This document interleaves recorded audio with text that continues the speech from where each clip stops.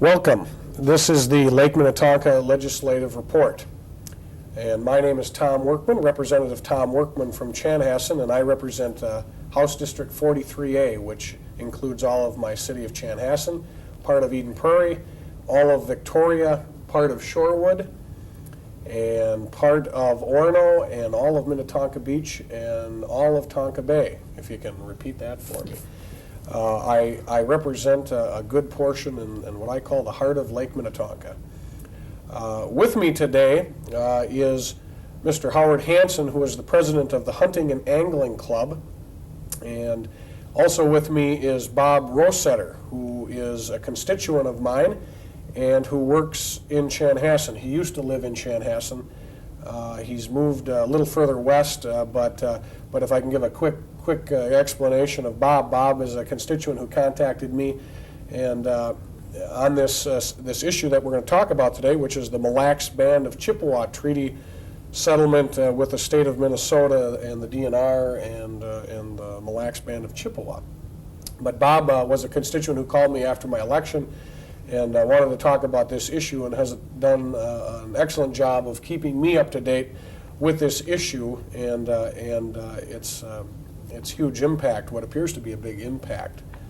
Maybe you guys want to say a little bit about yourselves. Go ahead, Bob. Okay. I got involved with Tom after I first heard about this agreement, I think it was about a year ago. And I became interested from the standpoint I'm a very avid sportsman.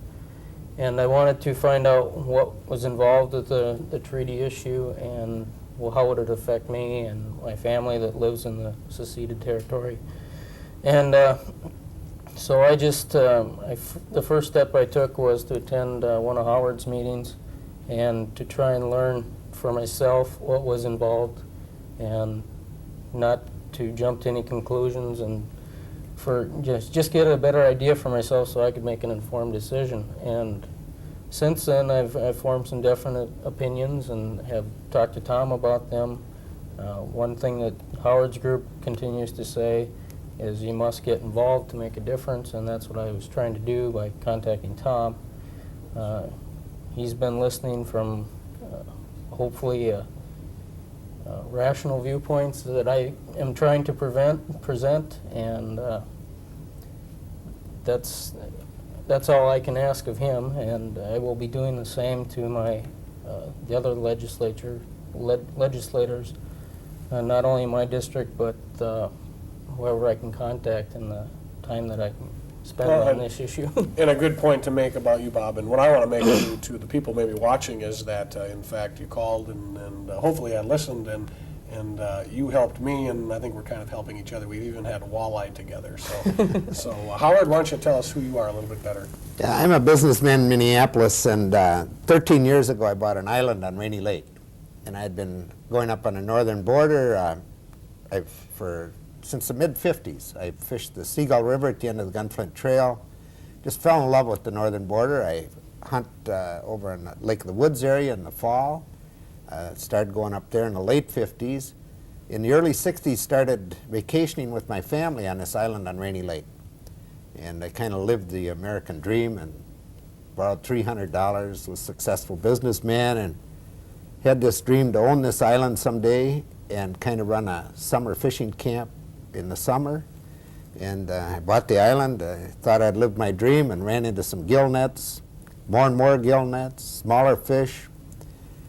Saw that the fishery was being depleted and saw more trucks being purchased at the local fish broker and trucking out of town. Got angry, went over to my friends at Lake of the Woods that were experiencing the same problem, and got involved with a little ad hoc committee called the Save the Game Fish Committee.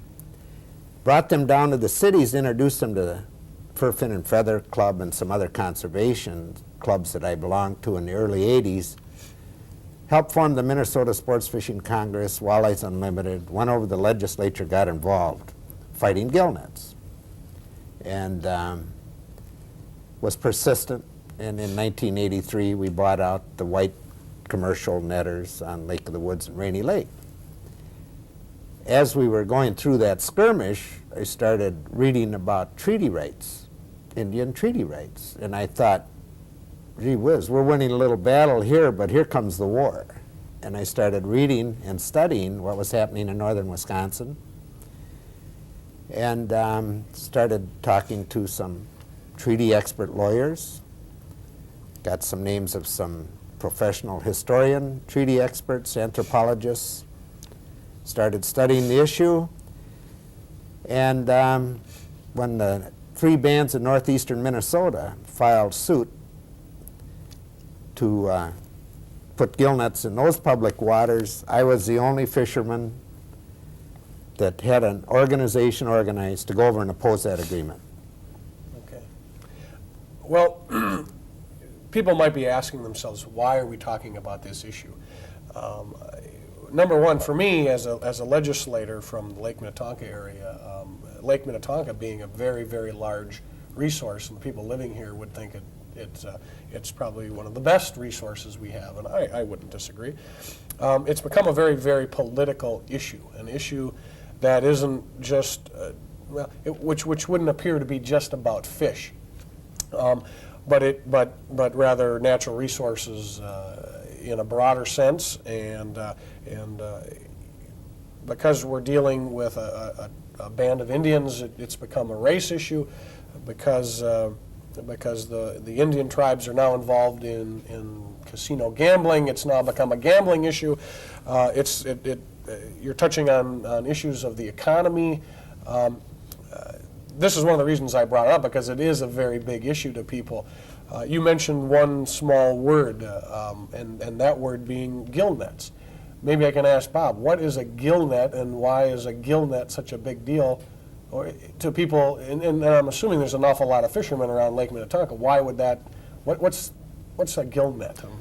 Well, a gill net can be made out of whatever material. Most of the modern day ones are made of nylon, and they have a square mesh. Depending on the size, depends on what size fish you catch. The nets are thrown out, they're weighted and they're buoyed so that they're strung out in whatever area is meaning to be netted. And the fish will swim into the net, and the nylon will come over their head, and because the gills will flare out, they'll get caught in the gills, and the fish is unable to either go forward or backward. Okay. And subsequently, they're caught. Okay. And wherever they appear, fish disappear, as does the local economy that lives off that sports fishing base. So it could be considered that a gill net would be, if I wanted to catch an awful lot of fish and not expend much energy, a gill net would be a good way for me to go home and sleep, leave a gill net in the water properly, and come back the next day and clean up. If gill nets are allowed in spawning grounds in the spring of the year or late in the fall, it could do very serious damage to. I believe it could do very serious damage to the fish populations. Okay. That I wanted to kind of get at that, because that's sort of a base issue. But let's touch on what is a larger resource issue here, and let me quickly qualify to our listening audience that in fact you gentlemen are both against what would be the settlement that the DNR has proposed with the band. I did attempt to get some people on the other side of this issue. It became a little bit late. They regret that they couldn't be here. In the future, when I have a future program, hopefully in the next couple of months, I can bring them on and we can talk about that. So I'm not trying to keep them out. I want to see both sides of the issues. I'll try and play the devil's advocate a little bit, but let's talk about the issue. Well, let's talk about the treaty, which is, I believe, the 1837 treaty. That's an awful long time ago. I don't know, Howard, maybe you were around back then, but that's a long time ago. And let me quickly add something. what I seem to be doing as a legislator is taking 1993 thinking and applying it to an 1837 document, which is a long time ago. Zachary Taylor was president. Why is this so significant? Well, they're suing under temporary privileges. First of all, the Mille Lacs Band of Indians got $500,000 from the Bureau of Indian Affairs in Washington, D.C. to sue the citizens of the state of Minnesota to reinstate and restore temporary privileges that were given to them in the 1837 treaty, which were later revoked by President Zachary Taylor in 1850, with a subsequent treaty in 1855, revoked again in a treaty in 1863, and their rights were purchased in each of these treaties, and they knew they were selling them. The government did the treaties correctly. They negotiated at length. They had secretaries there. The documents, the actual ledgers are available at the Minneapolis Public Library. We've gone through there. We found them. And I'd just like to read you 2 paragraphs of the 1837 treaty. It happens that these 37 negotiations are particularly well documented with an extensive blow-by-blow running description of the day-to-day debate kept in a journal by Governor Dodge's secretary and with records kept by other participants and observers. These extensive eyewitness accounts of who said what and how the participants behaved allow an unusually full reconstruction of the verbal preliminaries and clarifications to the written treaty agreement. For example, the Chippewa negotiators were made to understand fully that the Americans had come seeking an outright final cession of all their rights to the ceded lands. The federal government did these treaties correctly. They paid them. In subsequent treaties, as United States citizens came across, they tried to absorb them into society. Even in the 1880s, they repaid the Indians who claimed they hadn't been properly paid from the Mille Lacs Band. They went clear to the Supreme Court, got an extra $800,000 back in the 80s. This went on into the 1900s, and then Congress, to settle the issue once and for all, told them over the 40s, 50s, and 60s to come in, and we're going to have an Indian Claims Court, Indian Claims Commission, and we're going to make final payment. And they came in, they cited their case, and they were paid, and Congress closed the books. And that was it. It's final. Now, the demand for fish is going like this. Mother Nature can't provide. The supply is going like this. And we have a more of a special interest, heated up political war for these fish. And so in the mid-60s, here in Minneapolis, the American Indian Movement was formed. And ever since, after President Nixon got in office in the 60s, he changed federal Indian policy. And ever since, they are now somehow interpreted, but that was a new political interpretation of sovereign nations, and suddenly all across our country there are court cases going on and Indian bands suing states for privileges, just like the Mille Lacs case. They are suing the citizens of the state with our taxpayers' money to restore temporary harvesting privileges that they had, which were revoked by many treaties. Okay. You understand? Yeah, I think I do, and that's Okay. why I'm glad you guys are here explaining it to us. We're talking about people suing people, and we're talking about people suing, or them suing the state of Minnesota. Now, isn't this, Bob, a federal treaty? Isn't this something that the federal government worked out? And on top of that how does this treaty relate to what may be other treaties or other bans, and what's the end to this? I mean, isn't that what legislators are worried about? And I'm asking you, you're not a legislator, but legislators are worried about what's the end. Well, there's many many tribes and treaties that relate to these tribes in the state of Minnesota. This is a graphic of how the treaties were formed and what band of Indians was responsible. Like the 1837 treaty that we're discussing is this area right here, and it includes Mille Lacs Lake, which is up here. So the entire state of Minnesota is covered by not this treaty, which is being fought at This Mille Lacs, but it's one of other treaties. This is just one of, I don't know the exact count, but there's probably close to 20 or 30 treaties that could be brought to court under different lawsuits. Right now, there's presently 3 lawsuits that I'm aware of. There's one by the one we're talking about by the Mille Lacs Band from hunting and fishing rights. There's the Fond du Lac Band in northeast Minnesota, again for hunting and fishing rights, and then the Winnebago tribe down in southern Minnesota has just filed a claim. claim Another court case similar to this may result from that claim. for land rights. What's interesting about the Fond du Lac, if you read the newspapers of what they're saying, they're claiming all of northern Minnesota into the Dakotas. Okay. So you're saying to me as the legislator that I may have to decide on that one also? Oh, yes, This is just, many of them. This is just the first one of, there's 3 on the books now. Well, the legislature doesn't have enough to do, I can tell you that right now. I'm not sure why we were even down there in January, so. That's why this case is so important for So, me I to mean- get involved. I don't want to set a precedent that's going to Well, that was the continue question. over the next 10, 20 years.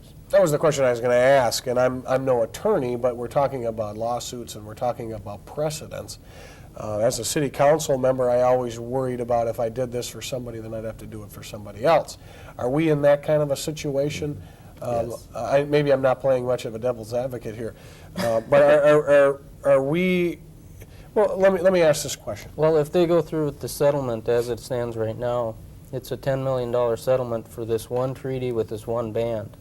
Now, are we going to continue that kind of settlement for, Well, for every case that comes to court? I don't think the...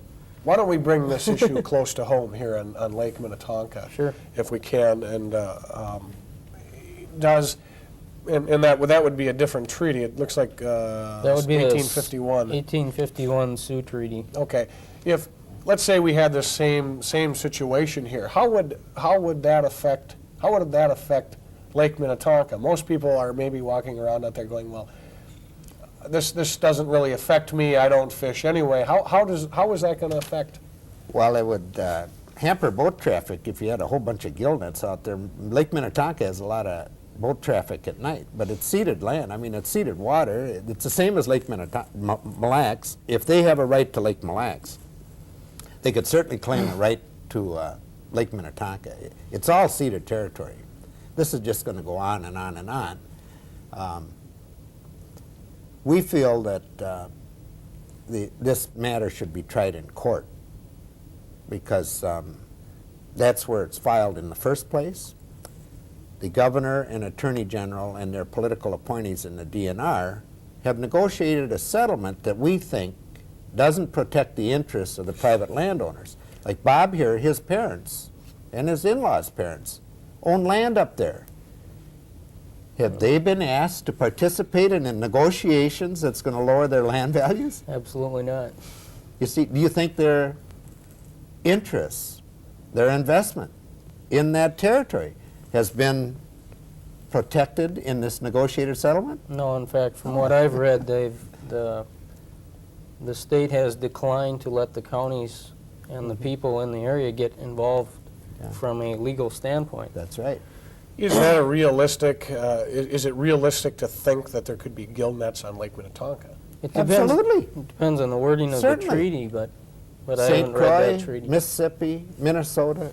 I mean, the whole thing is ceded territory, isn't it? The whole thing is ceded territory. Okay, so what seems to be a problem for a lot of legislators down there is that, in fact, Commissioner Sando from the Department of Natural Resources has negotiated this settlement, and I'll have to add that I did ask them why $10 million in this settlement. I didn't really get a whole lot of answer. In fact, I got an answer that pretty much was, well, we don't know why or how that was decided on. But let's see. If this settlement is rejected by either the band or the legislature, the agreement would have to go to court. Mm-hmm. Sure. Now, you gentlemen are saying, we think this should go to court. And But we're Other- also saying that we think the private landowners, his in-laws, the people that live there, should be allowed to participate in the court case so that their interests, which are different than the state's interests, can be protected. Can I read our position paper? It's, Sure, that'd be great. Just on the legal. We request that the state of Minnesota prepare and distribute an accurate fact sheet which fairly outlines what is at stake in this litigation and keep the public and area residents informed. That no more secret negotiations take place giving away public resources, and that the demands and offers be made public. That the state of Minnesota devote adequate attention and resources to prepare for a proper defense of this litigation. That the state of Minnesota, 1, file in support of the county's right to participate in this litigation, 2, file in support of the local landowners to intervene in this litigation, and file in support of responsible hunting and fishing clubs to also participate as a friend of the court. And that both the governor and attorney general personally become familiar with what is at risk for the state of Minnesota, the strengths and weaknesses of the state's legal position, and the long-term ramifications of a negotiated settlement. The Hunting and Angling Club is supporting the efforts of some local landowners up there to intervene in the case. They filed their papers last March. They've had to go through 2 appeal processes. They're at the 8th Circuit level right now. Yesterday, the Hunting and Angling Club, we testified at a hearing before the House Natural Resource Committee and told them to take this settlement, which has already been started through the legislative process, because it has not protected the interests of the private landowners, take it away from the legislative process, put it on hold until the 8th Circuit Court of Appeals rules on whether the landowners are allowed to intervene and the counties are allowed to intervene in the case so their interests can be protected in this negotiated settlement, which they weren't. They weren't even asked to participate. We don't think that's right. Okay, let me carry that lawsuit idea a little bit further, because there's some discussion from people who don't even who are not in favor of the agreement, but they say, well, but if we lose the court case, we have a lot more at stake. Maybe Bob, I've talked to you a little bit about this, and maybe you can add in where the presumed federal judge, Judge Murphy, comes in on this, because it appears as though there's a certain judge who's already out there ready to take this case, and it's already being predicted that perhaps that person will act against the sportsmen and for the tribe. How do you justify that? Well, it seems to be that most people believe that the Indians have always won in court. That's not true. There's been several recent decisions that have found for the state. There's the Shoshone case in Nevada. There's been the Klamath Band case in Oregon.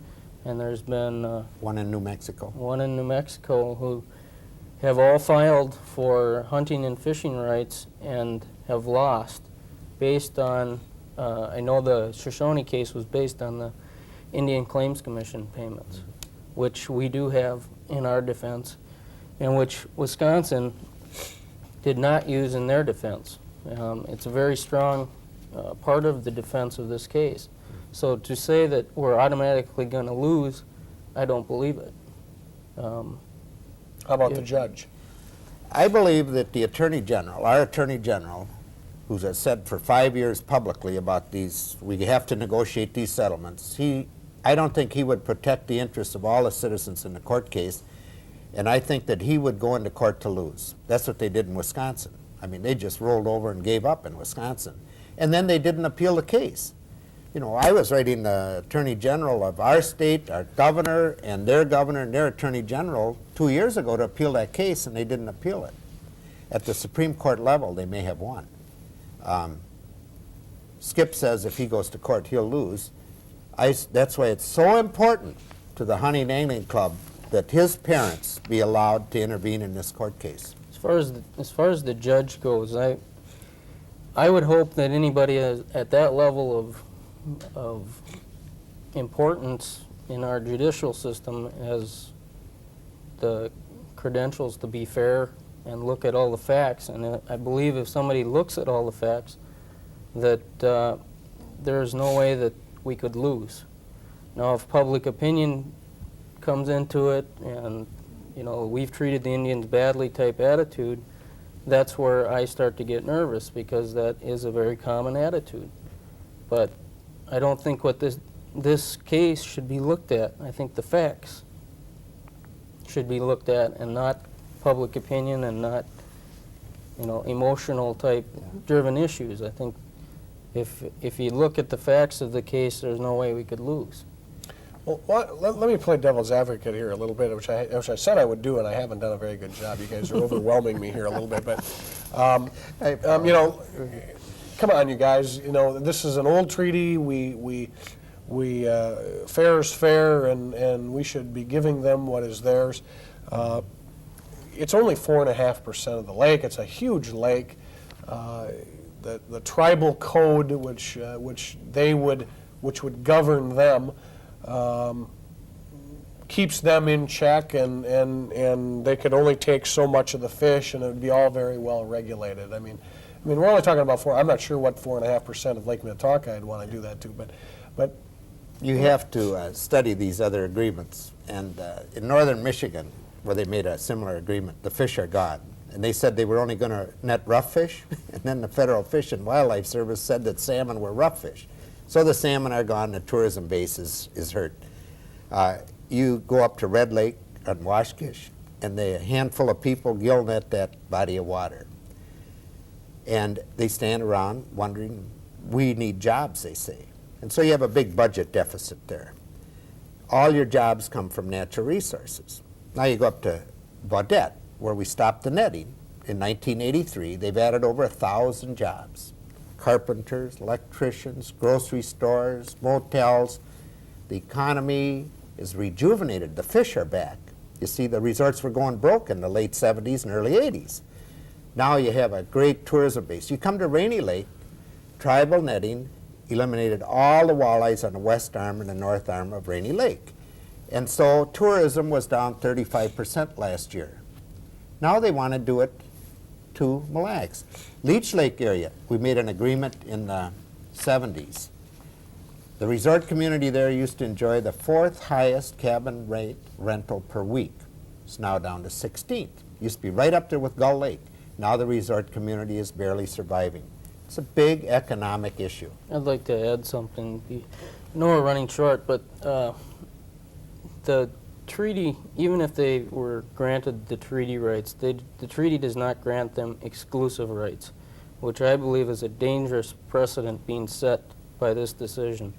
And I don't think any one special interest group should be given any public waters for any reason. okay. Well, gentlemen, thank you very much for joining me, and hopefully we've done a job of educating the Lake Minnetonka area a little bit on this. I will say that I will try and get on my next program, which might be in the next couple months, the other side of this issue if we haven't already made the decision.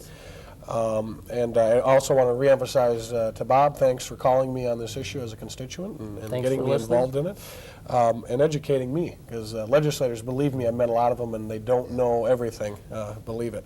But this has been the Lake Minnetonka Legislative Report, and I'm Tom Workman. Next week on this very program will not be myself, but it will be Senator Jen Olson, and I'm not sure of her topic yet, so thank you very much. Thank you.